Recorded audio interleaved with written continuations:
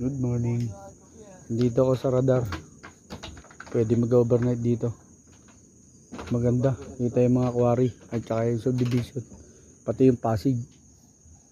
Kita, Pasig yun yun.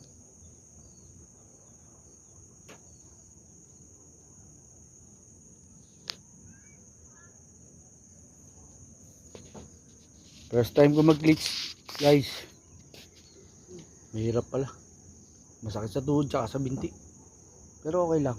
Isasanay ka din yan. Ano? Ayos ah. Yung isa nakakapasok. Yung kanan, yung kaliwa hindi. Virgin pa kasi. Masasanay din to. Luluwag din to. Ganda yun. Yung pala yun.